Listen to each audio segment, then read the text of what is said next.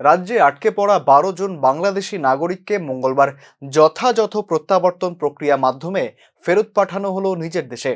সফল প্রক্রিয়ায় উল্লেখযোগ্য ভূমিকা পালন করে আগরতলার বাংলাদেশ সহকারী হাইকমিশন অফিস এবং রাজ্য প্রশাসন। আগরতলা স্থিত বাংলাদেশ হাইকমিশন অফিস এবং রাজ্য প্রশাসনের সহযোগিতায় মঙ্গলবার ফেরত পাঠানো হলো রাজ্যে আটক ১২ জন বাংলাদেশি নাগরিককে।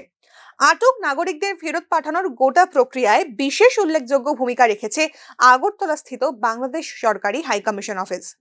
আখাউড়া চেকপোস্ট দিয়ে নিয়ম মাফিক প্রত্যাবর্তন প্রক্রিয়া শেষে দেশে ফেরত যান আটক হওয়া ১২ জন বাংলাদেশি নাগরিক। গোটা প্রক্রিয়ায় নিজের প্রতিক্রিয়া জানান বাংলাদেশ সরকারি হাইকমিশনার অফিসার আরিফ মোহাম্মদ।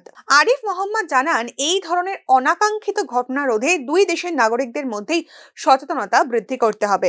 যেখানে ভিসা প্রক্রিয়া অনেক সহজ সরল হয়ে গেছে, সেখানে এই ধরনের অবৈধ পদক্ষেপের কোনো প্রয়োজন নেই বলেই তিনি উল্লেখ করেছেন।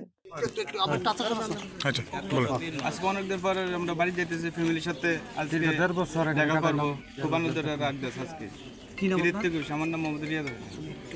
কেন এসেছিলেন এখানে? কিভাবে আসছিলাম একটা দালালের ফান্দবের কামড়ে আসছিলাম, ঠিক আছে। আমরা ইয়ে করতে পারিনি, আমরা বিএসএফ ধরছে, বিএসএফ পর আমাদের 4 মাস জাল খাটার পরও আমাদেরকে 15 মাস হুমায়ুন আটকে রাখছে, ঠিক আছে। আমরা অনেক একটা ছিলাম। আজকে আমাদের বাংলাদেশ প্রধানমন্ত্রী মতামত শেখ হাসিনা, উনি আমাদের হাইকমিশনার স্যার আজকে আমাদেরকে বাংলাদেশে নিচ্ছে। আমাদের কাছে খুব আনন্দ লাগতেছে, থেকে আনন্দ আর কিছু লাগতেছে। কোন জায়গায় বাড়ি আপনার? দালাল যে আসলে তারা কোন জায়গায়? সিলেটের আছে আলাল করে একজন সংশোধন করে, আর ইন্ডিয়ানের আছে 6-5 জন।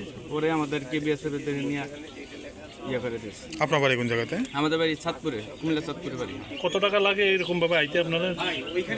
আচ্ছা, আমাদেরকে দালাল নিচ্ছে 20,000 টাকা মাথা পিছু। আমরা সব খরচ মোট 20,000 টাকা নিচ্ছি। দালাল নিচ্ছে কিসের জন্য আসছিলেন? কাজের জন্য, কাজের কাজ জন্য করবো, গার্মেন্টসে কাজ করবো। আমরা যা আছি সব গার্মেন্টসে হবে। দুষ্টু পাচার চক্র অথবা অসাধু দালালদের ফাঁদে পড়েই দুই দেশের নাগরিকরা ভোগান্তির শিকার হয়ে থাকেন। সীমান্ত ব্যবস্থায় এই ধরনের ঘটনা রোধে দুই দেশের সীমান্তরক্ষী বাহিনীদের আরও জোরালোভাবে কাজ করতে বলেছেন তিনি।